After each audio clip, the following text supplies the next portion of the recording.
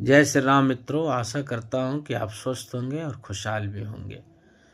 मित्रों, मनुष्य जीवन में अगर आपके द्वारा किसी भी प्राणियों की सेवा की जा रही है या आप में सेवा की भावना है तो इस संसार के लिए, आपके लिए, सबके लिए कल्याणकारी है। चाहे आप पशु पक्षियों को दाना पानी देते हों, जानवरों को चारा देते हों या आपके द्वारा कोई भी अन्य सेवापूर्ण कार्य किसी भी प्राणियों के लिए किया जाते हो, ये महत्वपूर्ण है जीवन के लिए और इससे मंगल भी होता है। लेकिन ये सारे कार्य करने से पहले एक बार विचार अवश्य करना कि आप अपने माता पिता की सेवा तो पर्याप्त कर रहे हैं।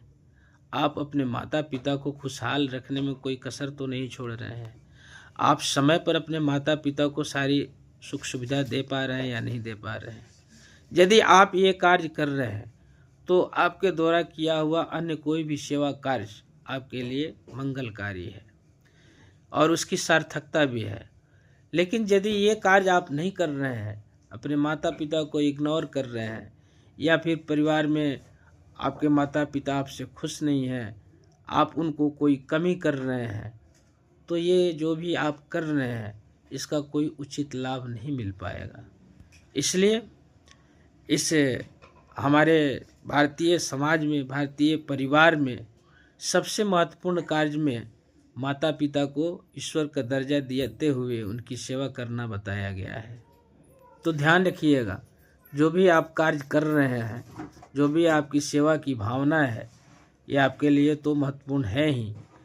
अगर आप अपने माता पिता को खुशहाल रखने में आप भरपूर सहयोग कर रहे हैं तो आपके द्वारा सारे किए गए सेवा कार्य मंगलकारी होंगे। लेकिन यदि आप ये सिर्फ दिखावा के रूप में कर रहे हैं, चाहे आप पूजा भी कर रहे हों, मंदिर भी जाते हों, लेकिन अगर माता पिता की सेवा भावना आप में नहीं है तो आपके जीवन में कोई चमत्कार नहीं होने वाला है, कोई मंगल नहीं होने वाला है।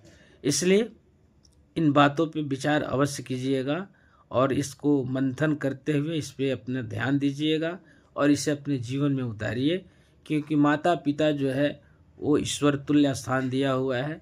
माता पिता को खुशहाल रखना हम सभी का कर्तव्य है।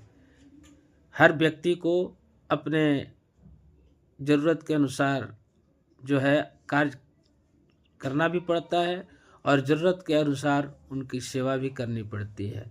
ये किसी भी व्यक्ति की जीवन जो है वह पूर्ण रूप से वैसा नहीं होता है जिसमें सारे कार्य वह स्वयं ही कर ले।